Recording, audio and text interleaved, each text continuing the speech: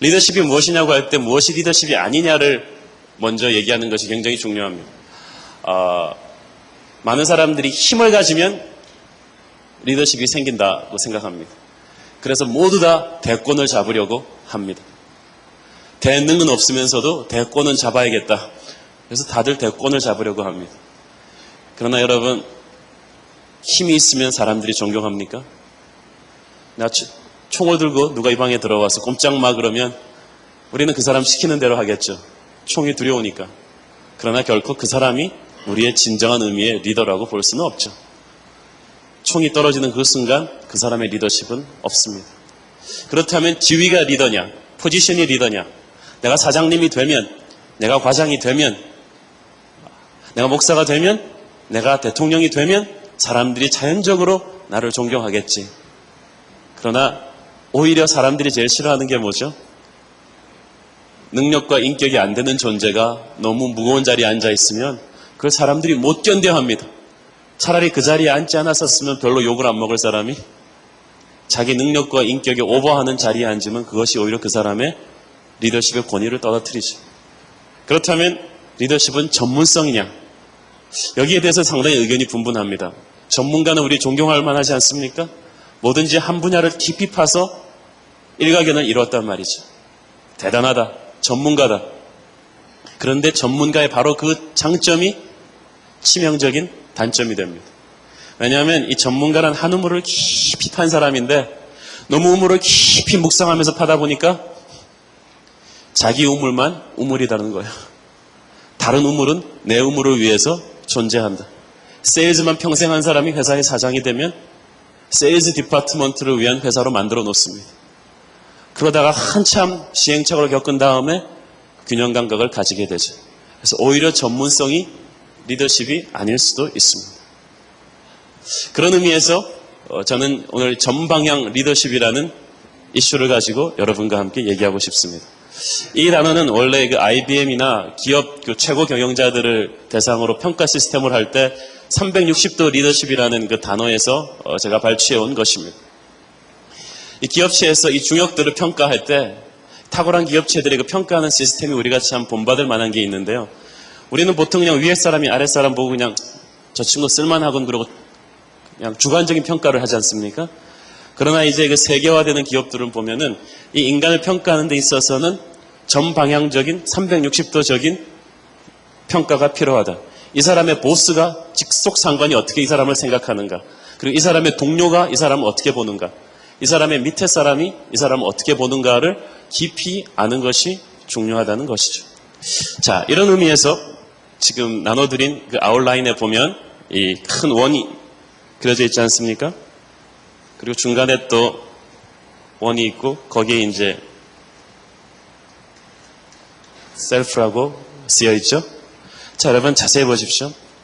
결국 리더십이란 인간을 움직이는 이 관계적 영향력인데 우리가 관계를 하고 갈 때 우리는 리더십 그러면은 아랫사람들을 어떻게 다루는 방법 그렇게 생각하는데 그렇지 않습니다. 우리는 항상 우리 중에 항상 최고의 리더 자리에 있을 사람은 극히 적습니다. 우리 위에 사람이 있으면 항상 우리 옆에 사이드로 동료들이 있습니다. 우리 위에 보스가 있으면 옆에 항상 동료들이 있죠. 그리고 내 밑에 항상 또 부하들이 있습니다. 이 세 종류의 사람들과 우리는 끝없이 팽팽한 관계를 계속하면서 인터랙션을 하면서 살아갑니다. 그렇기 때문에 정말 제대로 된 리더십, 정말 다각화된 리더십의 앵글을 본다고 한다면 이 세 종류의 사람들과 과연 어떤 관계를 계속 지탱할 것인가, 이걸 가르쳐서 저는 전방향 리더십이라고 이제 부르고 싶은 것이죠. 미국의 그 디 할트라는 탁월한 리더십의 그 대가가 한 명이 있는데 이분은 자기도 기업체 아주 회장 출신이고 주위에 정재계, 군사, 문화, 종교계 그 친구들이 굉장히 많습니다. 이 디 할트가 그래서 자기 친구들한테 이렇게 설문조사를 했어요. 수십 년에 걸쳐서. 이런 여러 가지 관계에다가 또 하나의 관계가 있는데 그건 자기 자신과의 관계죠. 이 네 가지 종류의 관계를 갖다가 우리가 무한한 존재가 아니기 때문에 자기의 시간과 에너지를 잘 나눠 쓰는 분포도를 따진다면 몇 퍼센트 정도의 탁월한 리더들은 자기의 시간과 에너지와 능력을 분배하겠는가 고 할 때 아주 놀라운 결과가 나왔습니다. 그 탁월한 리더들의 50%가 아니 사람들이 말하기에 자기들의 시간의 50%를 자기 자신을 다스리는 데 쓴다는 거예요. 자기 자신을 관리하고 업그레이드하고 건강을 챙기고 가족을 돈독하게 하고 자신의 영성을 살찌우게 하고 생각을 날카롭게 하는데 50%를 자기의 시간과 에너지를 쓴다는 것이죠. 그 다음에는 그렇다면 2위가 뭐냐? 나머지 25%를 어디다 쓸 것 같습니까? 자기 보스들과의 관계에다가 쓴다는 거죠. 그 다음에 20%를 자기 동료들과의 관계에다가 쓴다는 거죠. 그럼 얼마 남죠? 5%가 남습니다. 실제 자기 부하들을 독촉하고 관리하는 데 이 사람들의 시간과 에너지를 실제적으로 투입하는 건 5%밖에 되지 않습니다.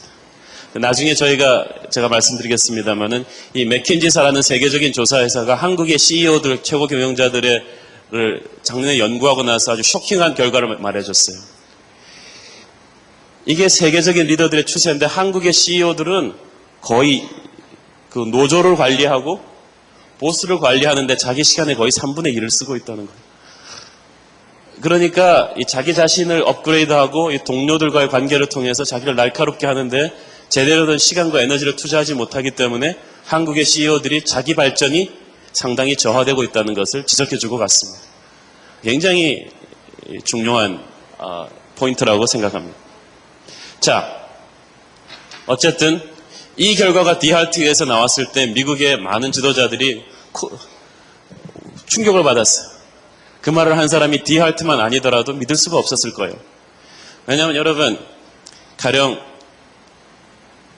목회자가 말이죠. 자기 시간의 50%를 자신의 영성을 관리하는 데 쓰고 교인들한테는 5%밖에 안 쓴다고 할 때 이해가 되십니까? 아니면 자기 밑에 스태프들을 관리하는데 톱 담임 목사가 5%밖에 안 쓴다고 할 때 이게 이해가 잘 안 되죠. 그런데 실제적으로 디할트의 정계, 재계, 군사계, 종교계의 톱 리더들이 이렇게 하면서 수십 년 동안 미국의 톱 클래스의 리더십을 발휘해 왔다는 것이죠. 이거는 미국적인 상황이고 우리는 아니다라고 생각합니까? 감성지수라는 책을 써서 전 세계적으로 EQ라는 말을 유행시켰던 하버드의 데니얼 콜먼 교수가 말하기를 탁월한 사람과 적당한 사람의 차이는 딱 하나밖에 없다. 그것은 감성적 자기 통제 능력, emotional self-control이다라는 것이죠. 저는 이 두 저명한 학자들의 견해를 종합해서 예수님이 주신 크고 놀라운 계명이랑 연결시키고 싶습니다. 내 이웃을 내 몸과 같이 사랑하라. 자, 그런데 그 후반부 부분을 주목하십시오. 내 이웃을 사랑하는데 어떻게 사랑하라고요? 네 몸을 사랑하듯이 사랑하라. 너 자신을 사랑하듯이 love your neighbor as you love yourself. 네 자신을 사랑하는 그 방법대로, 그 스타일대로, 그 강도대로 네 이웃을 사랑할 것이다 라는 것이죠. 여기까지 생각이 딱 미치니까 오늘날 우리가 왜 이렇게 서로를 사랑하지 않고 있는지 해답이 나오죠. 자기 자신을 사랑하지 않아요. 자기 자신에 대한 건강한 자존감이 없습니다. 저는 너무나 많은 이 탁월한 리더들과 한번 깊이 들어가서 얘기해 보면 이 사람들이 뜻밖의 열등감이 많다는 것을 알고 있습니다. 막 놀랍니다. 당신이 뭐가 모자라서, 당신처럼 똑똑하고 학벌 좋고 능력 있는 사람이 뭐가 모자라서 자기 자신을 그렇게 사랑하지 않느냐. 서울대 애들한테 그 학생 상담을 하는 교수님한테 물어봤어요. 서울대학교 애들을 상담을 해보시면 가장 많이 부각되는 문제가 뭡니까? 뭐겠어요? 열등감이에요. 고등학교에서 1등하는 애들 다 모아다가 한 군데 갖다 놓으니까 거기서 또 키재기를 할 수밖에 없지 않겠습니까? 무서운 열등감이 그 안에도 있다는 것이죠. 자기 자신을 사랑한다는 것, 자기 자신을 케어한다는 것, 남한테 요구하기 전에 그걸 자기 자신에게 먼저 요구한다는 것, 이것이 셀프 리더십이죠. 자기 자신을 다스리는 리더십입니다. 저는 이 리더십의 중요성을 입이 부르트도록 강조해도 모자랍니다. 여러분 브루노라는 아주 유명한 프레드 브루노라는 유명한 기독교 작가가 그런 표현을 썼습니다.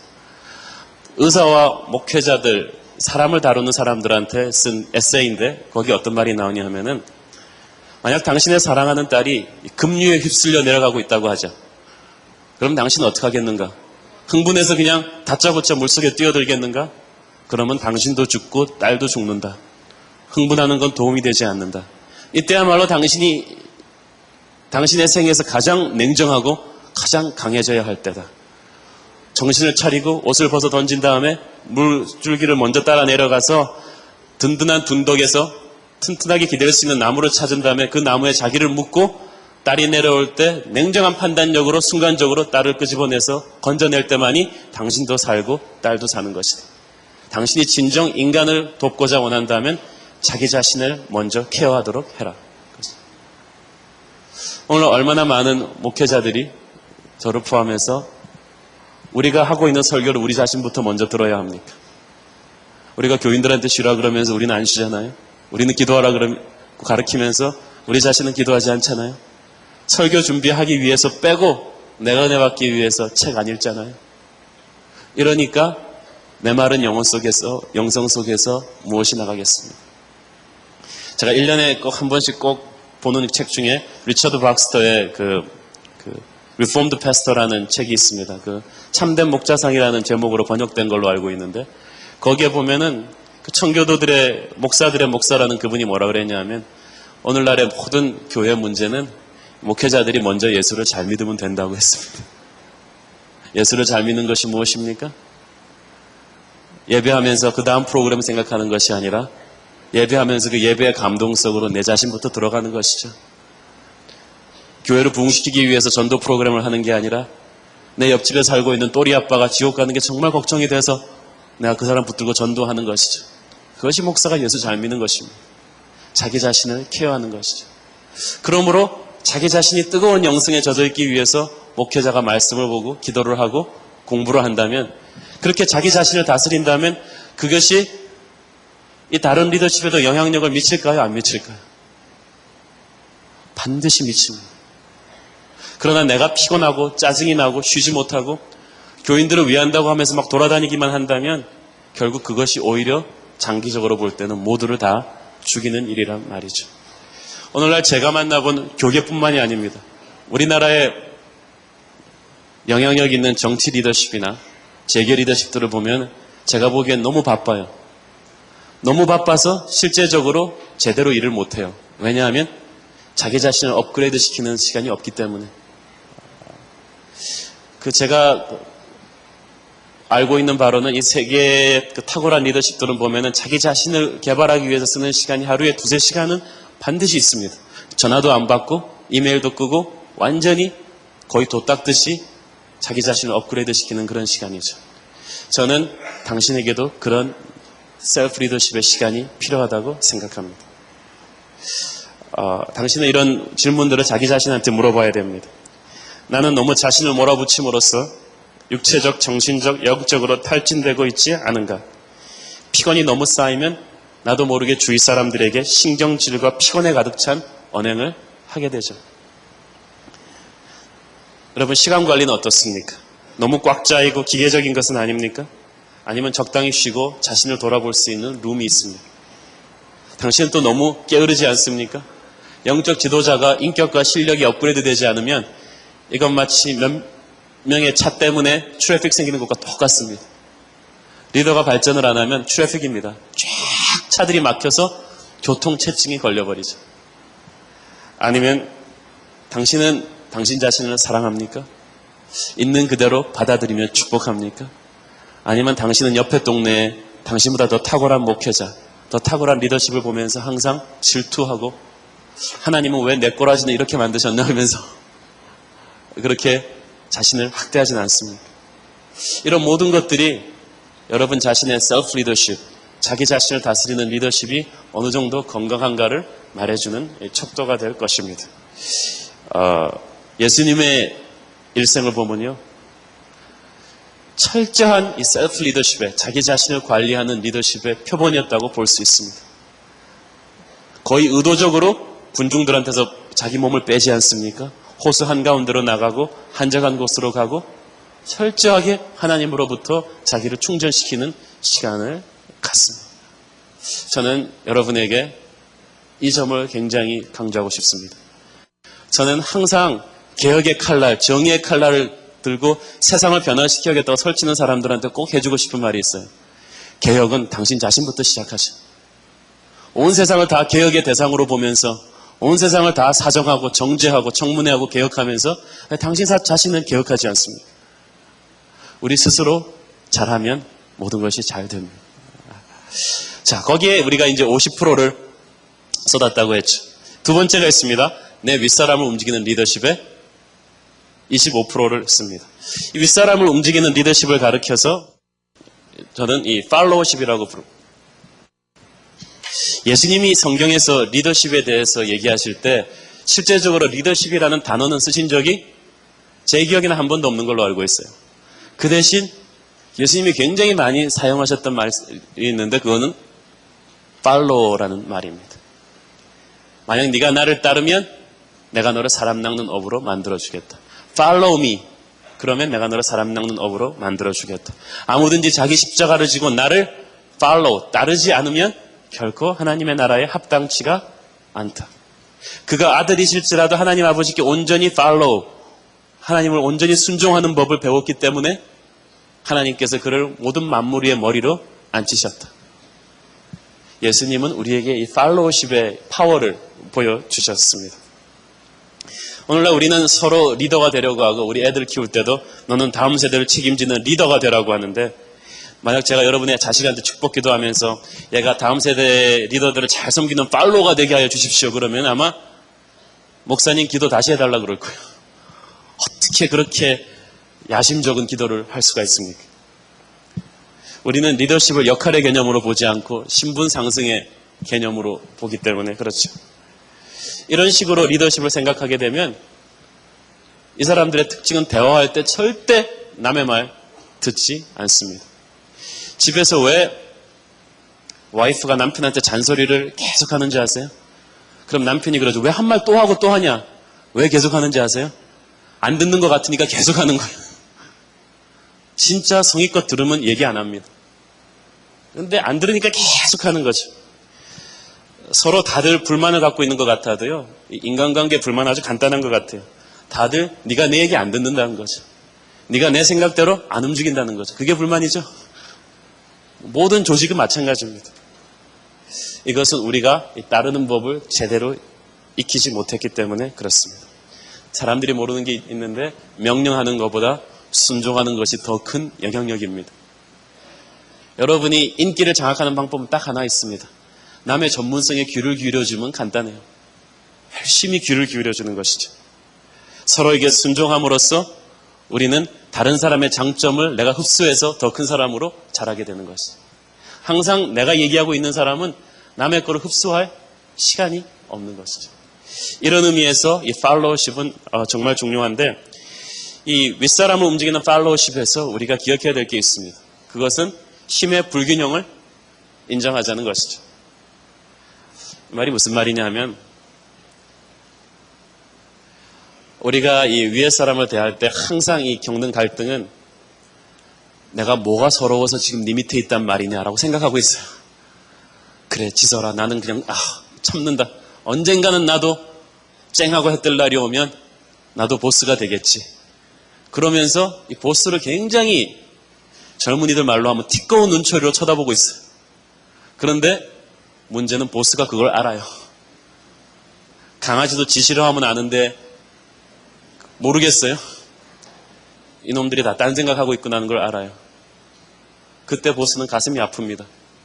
자, 그런데 실력도 있고 인격도 나보다 훌륭하고 실력도 나보다 더 있는 것 같은 부하가 진심으로 자기한테 공손하고 순종하고 자기를 깍듯이 대해줄 때 어떨까요? 여러분이 보스라면 어떻겠어요?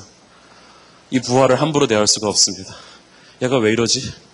제일 처음엔 불안하다가 이 부하의 자기를 존경하는 태도에 오히려 움직이게 됩니다. 그 부하가 뭐라 그러면은 함부로 흘려듣지 않게 되죠. 근데 어떤 사람들은 자꾸 그렇게 얘기합니다. 나가가서 한번 화끈하게 옳은 소리를 했다. 나 말고는 누가 총대를 매겼는가? 아주 바보짓을 한 것이죠. 많은 경우 우리가 얘기한 내용 때문에 영향력을 못 주는 게 아니라 그걸 무리하게 얘기해서 그렇습니다. 진리란 너무나 예민한 것이기 때문에 겸손과 부드러움이라는 바구니에 담아서 전달해야지 그렇지 않을 경우는 사고가 납니다. 내가 가진 것이 진리니까 너 회개해. 그러면 어느 보스가 자존심이 있는데 그럽니까? 그러나 부하가 자기의 부족함을 다 보면서 순종해 주는 것이죠. 마음으로부터 당신은 하나님이 내 위에 두었다는 걸 인정해 주는 것이죠. 청년들이 많이 이제 우리 교회도 본의 아니게 거룩한 백수들이 좀 있습니다. 세상에 적응을 잘 못해서 주의 집이 좋사오니 그러고 항상 교회에 와 계시는 이 청년들이 계신데 그분들이 이제 크리스찬 직장을 가다가 다 적응 못하고 돌아와서 하는 말이 있어요. 목사님, 나는 그런 세상적인 보스를 못 섬기겠습니다. 술은 고래인데다가 성미는 그렇고 막 얘기를 하면은 저는 그 얘기를 해주죠.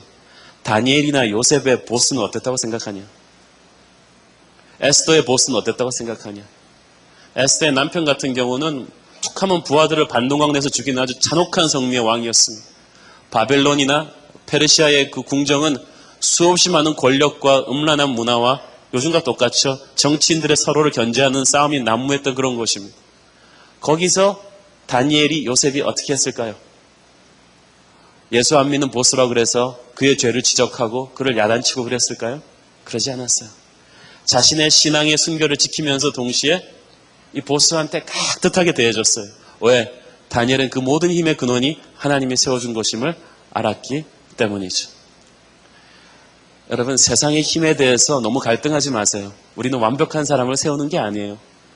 왕의 왕이고 완벽한 임금이신 하나님이 오실 때까지 그냥 이 시스템을 유지하라고 하나님이 주신 방편이 바로 세상의 시스템이기 때문에 너무 많은 기대를 하지 마세요. 보스를 보고 그렇게 생각하세요. 저 사람은 내가 사랑해야 될 사람이지 믿을 사람이 아니다. 그럼 모든 것이 이렇게 해결이 되죠. 이런 의미에서 단언컨대 여러분이 진심으로 하나님이 저 사람을 세웠기 때문에 나는 갈등 없이 지금 내 실력과 인격이 저 사람보다 나을 수도 있지만 나는 갈등 없이 하나님을 존경하듯이 저 사람한테 깍듯하게 대하겠다. 이렇게 하게 되면 여러분 그 어떤 보스도 궁극적으로 여러분을 함부로 대할 수 없습니다. 그런 세팅에서 윗사람을 대할 때 정직하라는 것입니다. 무조건 맹종하라는 얘기가 아니라 정직해야 됩니다.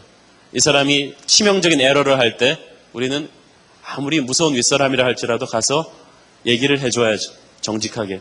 그러나 아까도 말씀드렸듯이 이 정직이라는 것은 진리라는 것은 너무나 예민한 것이기 때문에 겸손과 부드러움이라는 이 그릇에 담아서 전달해야 됩니다. 윗사람한테 가서 얘기할 때 무례하고 타이밍 안 맞추고 아주 그렇게 함부로 얘기를 하게 되면 사고가 납니다. 그러나 이 존경하는 이 세팅이 된 상태 속에서는 여러분은 정직할 수가 있죠. 두 번째는 우리가 적극적으로 이 보스와의 관계를 만들어가는 것입니다. 많은 사람들이 이 보스를 두려워해서 꼭 필요할 때가 아니면 보스를 멀리합니다. 교회에서도 보면 목사님을 좋아하면서도 목사님 주위에 어디 가서 밥 먹으러 가면 안 앉습니다. 마치 누가 그냥 인조 벽을 둘러놓은 것 같이 안 앉습니다. 그때 그래갖고 하 목사님이 한번 그러시더라고요. 나 좋은 사람이야, 이리 와. 여러분 그 모든 리더십한테는 말할 수 없는 고독이 있습니다. 아무리 저 사람 주위에는 사람들이 많을 것 같아도 진심으로 어떤 위로와 격려가 필요할 때가 있어요. 원래 리더의 자리라는 게 욕먹는 자리 아닙니까? 척 스윈돌이라는 20세기 말 미국 설교의 황태자라는 설교 잘하는 목사님이 계셨어요. 근데 어느 날 그분 설교에 그 어떤 남자 교인이 큰 은혜를 받고 그 받은 은혜를 가서 얘기해 줄까 하다가 에이, 뭐 이런 얘기 하는 사람이 한두 명이겠냐? 그러고 갈라 그러다가 할 수 없는 성령의 감동에 의해서 쫓아갔어요. 그래서 사무실로 들어가려는 이 척스 윈도를 붙잡고 그렇게 얘기했답니다. 목사님, 오늘 밤 나는 당신의 메시지를 통해서 하나님의 터치를 받았습니다. 내 인생의 터닝 포인트가 될 것 같습니다. 감사합니다. 그러고 이 수천 명의 팬들이 이렇게 와서 말했을 텐데 내가 괜히 그랬나 보다 하고 돌아서려고 그러는데 갑자기 척스인들이 손을 잡더래요. 근데 그 눈에서 눈물이 툭툭툭 떨어지더래요. 그러면서 하는 말이 It's been such a long time. 누가 나한테 와서 메시지 때문에 은혜 받았다고 당신처럼 진실하게 얘기해 준 게 얼마나 오랜 세월 지났는지 모르겠다. 감사하다고. 와서 얘기해 줘서 고맙다고. 그래서 이 남자가 쇼크를 먹었대요. 그러면서 걸어 나오면서 그 생각을 했다는 거죠. 리더십은 격려가 필요하다. 리더십에게도 말 수 없는 고독과 슬픔이 있다. 이들에게 우리의 조그마한 마음 씀씀이가 필요하다는 것이죠. 세 번째가 이 보스의 스타일을 잘 파악해서 적응하는 것입니다. 이것이 이제 우리가 말하는 이 지혜의 방법이죠. 많은 경우 여러분 각 공항마다 비행기를 랜딩 시킬 때 각 공항마다 특징이 있습니다. 그 특징을 잘 알고 착륙을 시켜야지 그렇지 않으면 사고가 납니다. 메시지도 마찬가지죠. 어떤 사람의 가슴에 우리가 어떤 의견을 전달하고자 할 때는 그 사람의 특징상 어떤 사람은 5분 내에 빨리 엑기스를 빨리 말해줘야 되는 사람이 있어요. 그리고 많은 경우 대부분의 보스가 바쁘기 때문에 그렇습니다. 함축시켜서 대안이 있는 얘기를 빨리 해준 다음에 그것이 좋으면 그 다음 얘기로 이어갈 수가 있는데 어떤 사람은 그냥 앉아서 두서없는 얘기를 서론으로 막 합니다. 그러면 포인트가 안 오니까 화를 내죠. 같은 얘기를 딴 사람이 가서 얘기하면 돼요. 또 어떤 보스는 아침에 빠릿빠릿한데 그때 가서 제일 기분이 좋은데 그때 얘기를 안 하고 아침에 빠릿빠릿한 사람은 되게 오후에 피곤합니다. 근데 그냥 오후에 와가지고 그냥 그 중대한 국가 대사를 얘기한단 말이죠. 그러면 아무리 똑똑한 얘기를 해도 이게 잘 안 되겠죠. 또 어떤 사람 보스의 스타일을 잘 파악해서 적응하는 그 지혜가 굉장히 필요합니다.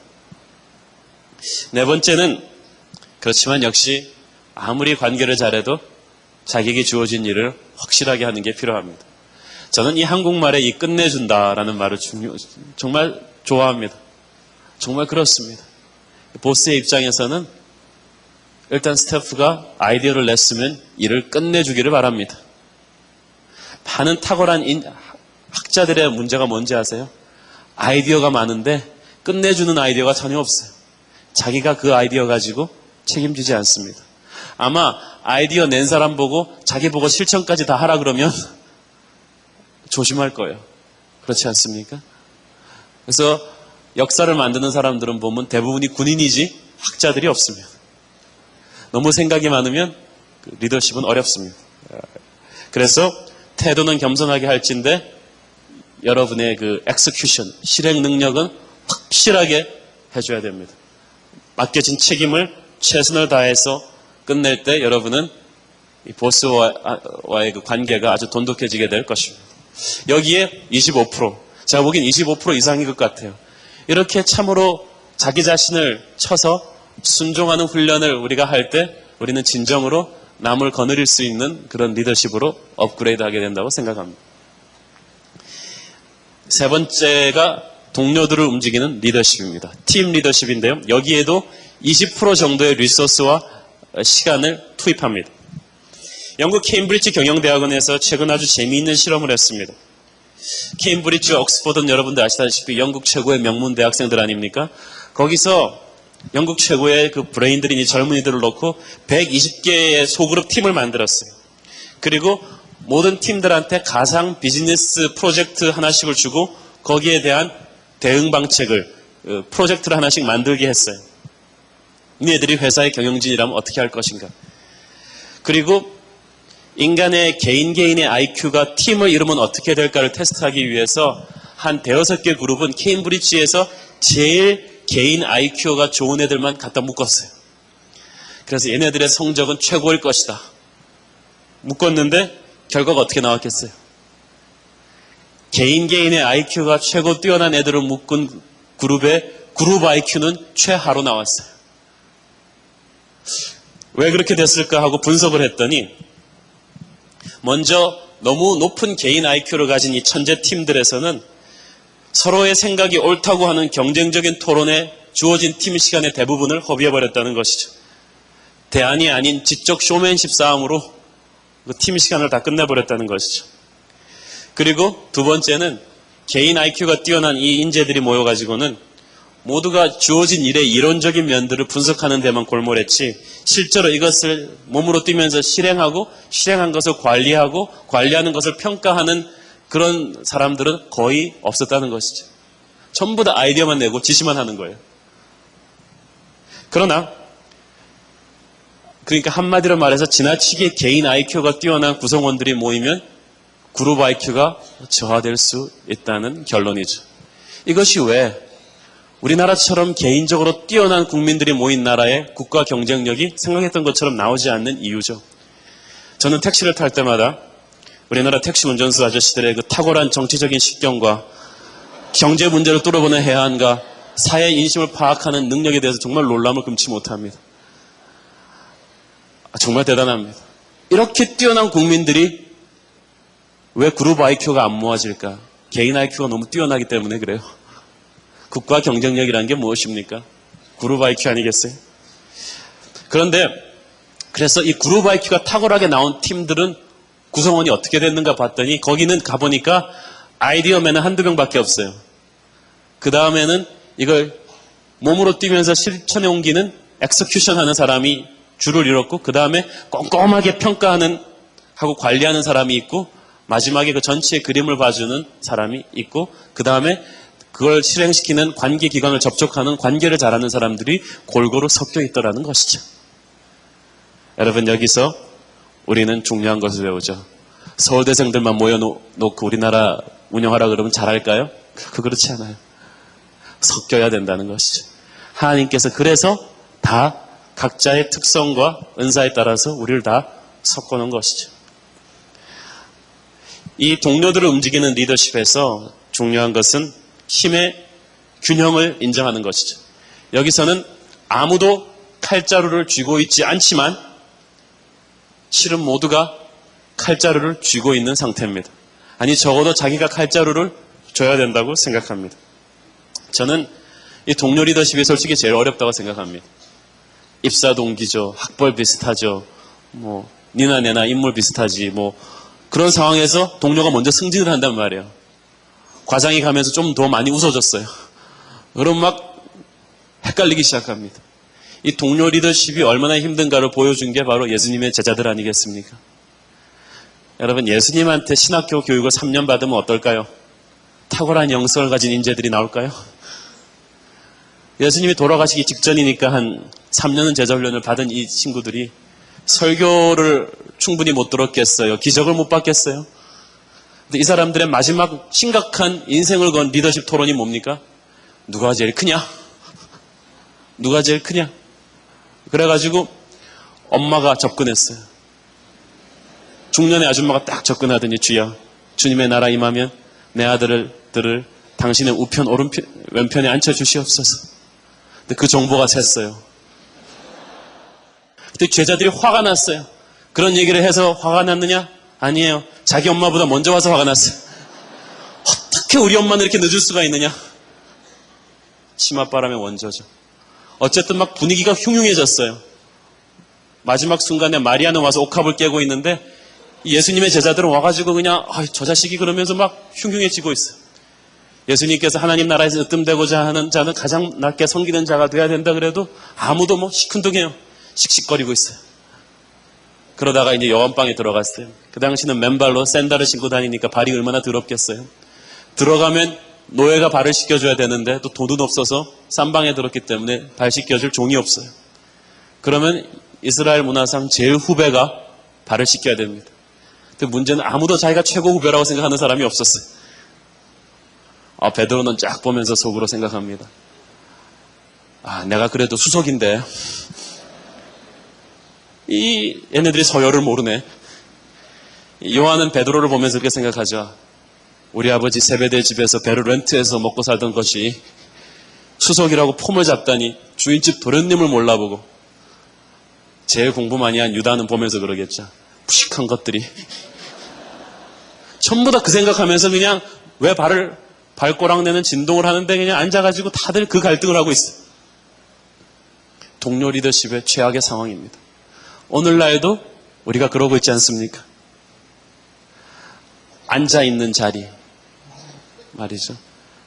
이때 예수님께서 동료 리더십의 키를 보여줍니다. 어떻게 하죠? 가장 안 닦아도 되는 예수님이 일어나서 발을 닦아주죠. 평생 제자들의 뇌리에 각인되는 사건입니다. 동료 리더십의 키는 먼저 꿇어버리는 것이죠.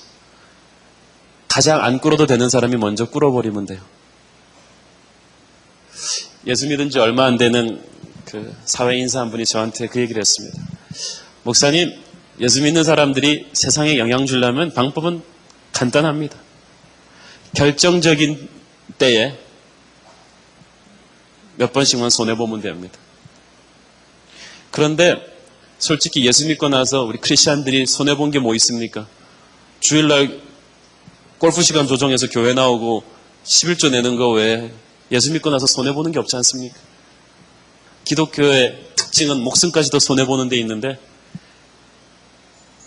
은혜 받고 돌아가서 크리스찬들이 갈등 상황에서 싸울 거 다 싸우면 어떻게 영향을 주겠습니까? 내 주차장은 나는 항상 좋은 데다 차대야 되고, 나는 항상 제일 좋은 시간에 휴가 가야 되고, 내 책상은 햇볕 제일 잘 들어오는 데 놔야 되고, 하나는 항상 딴 사람이 타주는 커피 마셔야 되고, 그러면 우리가 어떻게 세상에 영향력을 주겠습니까? 사랑하는 여러분, 동료관계 갈등이 있으신 분들은 잘 기억하십시오. 결정적으로 이해관계가 걸릴 때 여러분이 한번 손해를 보는 거예요. 제일 양보하지 않아도 되는 부서에서 한번 양보해 주는 것이죠. 한번 내 이름자를 빼주는 것이죠. 티 안 내고. 이것이 동료 리더십의 첫째 엑기스입니다. 저도 보니까 우리 교회도 이렇게 동료들이 많지 않습니까? 같이 일하다 보면 이렇게 팽팽한 이렇게 긴장 상태가 되는 때가 몇 번 있어요. 그런데 그냥 속으로 갈등하면서 한번 내가 뒤로 딱 양보를 해버리니까 저쪽에서 당황하더라고요. 그래가지고 그 건수는 못하고 그 다음 건수에서는 굉장히 나긋나긋하게 자기가 미안해서. 사랑하는 여러분, 우리는 죽는 법을 배워야 됩니다. 두 번째가 대화입니다. 대화하라, 대화하라, 대화하라. 정말 모든 문제는 입이 부르트도록 가서 대화하지 않는 데서 끝납니다. 그리고 진짜 중요한 대화는 이메일이나 전화로 하면 안 됩니다. 눈을 보면서 해야 됩니다. 저도 이 실수를 얼마나 많이 하고 고쳤는지 몰라요. 중요한 얘기 얼굴 보면서 하면 될 걸 가서 이메일하고 전화로 했다가 막 오해가 생겼어요. 왜냐하면 우리는 온몸으로 대화하기 때문에 그렇죠. 그리고 특히 이 대화의 키가 들어주는 거 아닙니까? 아까도 얘기했죠. 내가 말을 잘 못해서 저 사람이 화난 게 아니에요. 내가 저 사람 얘기를 잘 안 들었어요. 하나님이 여러분이 유창하게 기도 못해서 화를 냅니까? 하나님 말을 우리가 안 듣는데 문제가 있죠. 대화하는 것. 그리고 세 번째는 역시 맡겨진 일을 철저하게 하는 것입니다. 여기서도 이제 끝내주는 리더십인데요. 저는 왜 많은 친구들이 비즈니스 동업을 하면 나중에 일도 깨지고 우정도 깨지는지 한번 생각을 해봤어요. 생각을 해보니까 친구들끼리 비즈니스를 할 때는요, 제3자라면 상상도 못할 무리한 일들을 막 요구하고 당연시 기대하면서 친구라는 이름으로 넘어가더라고요. 낙금일자 막 어겨놓고, 야, 친구 좋다는 게 뭐냐. 저는 교회에서 은혜롭게 합시다 그런 사람 제일 싫어합니다. 은혜는 감당할 수 없는 우리의 죄를 하나님이 용서해 줄 때 그걸 쓰는 신학 단어지, 나의 게으름과 적당주의와 타협주의를 정당화시키기 위한 단어가 아니란 말이죠. 그런데 주님 일이니까 리허설도 안 하고 올라와서 대충 해버리고, 교회 일이니까, 친구니까, 그래서 말은 못하고 친구니까 얼마나 많은 것들을 쌓아둡니까? 저는 그래서 항상 제 가슴속에 하는 이 헌신이 하나 있는데요. 만약에 동역자들끼리 팀으로 뭘 한다 그러면 나는 내 개인으로 할 때보다 데드라인을 하루 앞서서 끝내주겠다. 아주 심플한 헌신이지만 여러분 이거 굉장히 중요하다고 생각합니다. 가장 친한 친구랑 뭘 할 때는 데드라인을 남보다 보통 때보다 하루 일찍 해주십시오. 그리고 다른 거 할 때보다 훨씬 좀 더 신경을 써주십시오. 결코 우정이라는 이름으로 적당하게 일하는 것을 그렇게 자기 자신에게 이렇게 방관해 주지 마십시오. 그것이 팀 리더십을 살리는 길입니다.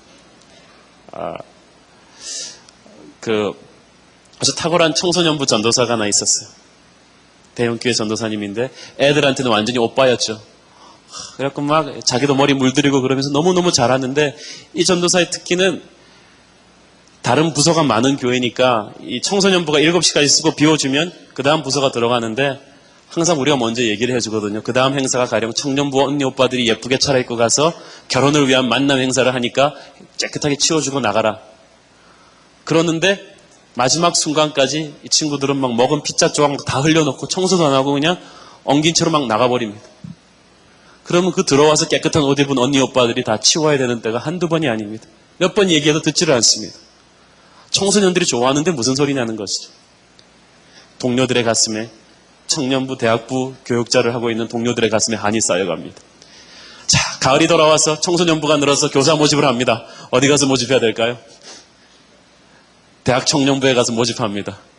그럼 대학 청년부 교육자들은 어떻게 할까요? 그 광고를 제일 밑에 땅에다가 의도적으로 놓고 잊어버리겠죠. 항상 뿌린 대로 돌아오게 돼 있는 것이죠. 사랑하는 여러분, 동료들과 일할 때 맡겨진 일을 철저하게 해야 됩니다. 네 번째는 당신의 동료가 성공할 수 있도록 도와주는 것입니다. 여러분, 제가 보니까 그렇더라고요. 실패한 사람의 그 눈물을 닦아주는 것만으로는 그 상처가 치유가 안 되는 것 같아요. 인간은 어느 정도 성공을 체험해야 관대해집니다. 넓어져요. 그건 어쩔 수가 없어요. 동료도 마찬가지예요. 그래서 우리는 동료를 성공할 수 있도록 도와줘야 돼요. 예수님께서 그걸 보여줬잖아요. 나는 너희 친구다. 내가 한 것보다 더 큰 일을 너희가 할 것이다. 예수님이 설교해서 부흥을 시키면 3,000명 전도 못 시키겠어요? 그러나 그걸 좀 들떨어진 베드로를 시켜서 하게 해줬다고요. 그건 예수님이 하게 해준 거예요.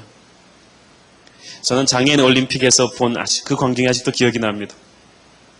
출발 소리가 퍼지고 다 뛰었는데 쩔뚝쩔뚝거리면서 하던 선수 한 명이 너무 긴장했는지 근육이 이완돼가지고 그냥 쓰러져 버렸어요. 일어나지를 못해요. 다른 사람들은 쫙 앞서갑니다. 얼마나 서러웠던지 넘어진 선수가 대성통곡을 하면서 웁니다. 다들 너무 안타깝지만 어쩔 수가 없는 상황에서 갑자기 앞서 달려가던 동료 선수들이 멈춰섰어요. 그리고 돌아봐요. 대성통곡하는 동료를 돌아보고 앞에 보고 돌아보고 앞에 보다가 한 명, 두 명 되돌아오기 시작했어요. 쩔뚝쩔뚝거리면서. 그러더니 동료를 일으켰어요. 그리고 그 동료를 부축하고 다시 달렸어요. 게임은 엉망이 되어버렸죠. 다 한꺼번에 골이 냈어요. 근데 그때 장애인 올림픽 최초로 관중들이 일어나서 기립박수를 보냈죠. 금메달을 못 가린 유일한, 그래서 대회위원회에서 금메달을 다 걸어줬어요. Everybody is a winner. 너희들 모두가 이겼다. 저는 왜 성한 몸을 가진 우리는 그러지 못하는가 하는 생각을 자주 합니다. 당신의 인생은 당신 자신이 얼마나 남을 이용해서 성공했느냐를 가지고 평가받는 것이 아니라 얼마나 당신 자신을 하늘의 미랄처럼 썩게 해서 다른 사람들의 성공을 도와줬는가를 가지고 평가받기를 바랍니다. 마지막으로 아랫사람들을 움직이는 리더십인데요. 여기서는 힘의 이 균형을 이제 인정해 주는 것이 중요합니다. 여기서는 칼자루를 당신이 줬습니다. 칼자루를 주게 되면 어떻게 합니까? 드디어 쨍하고 해뜰 날이 왔어요. 내가 보스가 됐어요. 내가 정권을 잡았어요. 내가 그 자리에 올랐어요. 서러웠던 암울했던 시절은 가라. 이제 찬란한 광명의 날이 온다. 귀여운 후배들아 부하들아 와라. 내 그동안 받았던 서러움을 원산폭격부터 시작해서 착실하게 갚아줄 것이다. 시집살이 많이 한 며느리가 더 무서운 시어머니가 되어버리죠. 프랑스 혁명을 주동한 로베스피에르가 말했듯이 가장 무서운 혁명가가 자기가 정권 잡으면 제일 지독한 독재자가 됩니다. 파워란 그렇게 인간을 타락시키는 것이죠. 우리가 밑에 사람들을 대할 때 우리는 하나님한테 배우면 됩니다. 왜냐하면 하나님한테는 밑에 사람밖에 없었으니까. 하나님이 우리를 대할 때 첫 번째가 투명하셨어요. 정직하셨어요. 아버지께서 내게 보여주신 것을 나는 하나도 숨김없이 너희에게 보여주었다. 여러분, 미국과 유럽과 아시아의 아주 유수한 기업들에서 설문조사를 했어요. 당신의 보스에게 가장 원하는 게 뭐냐? 그랬더니 동양, 서양 문화를 초월해서 제1위가 뭔지 아세요? 85%를 차지한 제1위가 하는 보스가 나한테 정직했으면 좋겠다. 투명했으면 좋겠다. 그게 능력보다 더 많이 나온 거예요. 거짓말이라도 하지 않아줬으면 좋겠다. 아마 우리 국민들한테 정부에 제일 원하는 게 뭐냐 그러면 그것도 그거 나올걸요? 정직했으면 좋겠다. 투명했으면 좋겠다. 두 번째는 사랑하는 것입니다. 사랑은 무엇입니까? 그것은 끝없이 주는 것입니다. 신약 성경에서 가장 많이 나오는 동사가 사랑하다고 그 다음 많이 나오는 동사가 준다입니다. 사랑은 곧 주는 것이죠. 끝없이 믿어주는 것이죠. 동생이 어떨 때 형의 사람이 됩니까? 그 녀석을 냉장고에 먼지 나듯이 두들겨 팰 때 형의 말을 듣습니까? 마지못해 듣겠죠. 그러나 진심은 아니죠.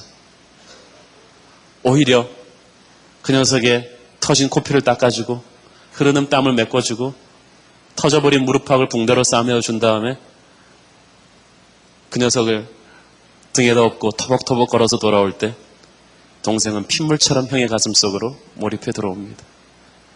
군사력으로 군림했던 징기스칸의 리더십이 100년을 가지 못했지만 우리를 위해서 모든 것을 내던지신 예수 그리스도를 위해서 오늘날까지도 수많은 사람들이 일어나서 경배하고 목숨을 걸고 있지 않습니까?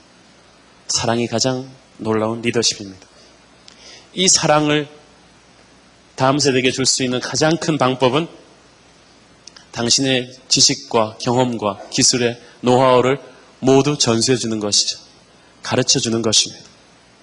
리더십이 할 수 있는 가장 이기적인 행위는 자신이 사라지면 그 단체의 존망이 염려될 정도로 자기한테 그 단체를 의존하게끔 만들어 놓고 가는 것입니다. 진짜 훌륭한 리더라면 예수님처럼 자기가 죽고 난 다음에 더 잘되게 만들어 놔야죠. 사랑하는 여러분, 여러분이 천국 가면은 무엇이 여러분을 기다리고 있을 것 같습니까? 무엇이 여러분의 인생을 청량하는 잣대가 될 것 같습니까? 아마 여러분도 항상 하나님이 그 서프라이즈 파티를 해주겠죠. 휘장을 착 열면 여러분 때문에 천국에 와 있는 사람들, 여러분 때문에 꿈을 얻은 사람들, 희망을 얻은 사람들, 여러분이 희생했기 때문에 여러분이 그의 나라와 그의 의를 위해서 모든 것을 포기하고 사람에게 쏟아부었기 때문에 와 있는 그 수많은 사람들의 얼굴이 거기 있을 거예요. 그것이 바로 리더십의 파워죠. 난 여러분에게 그런 축복 있게 되기를 축원합니다.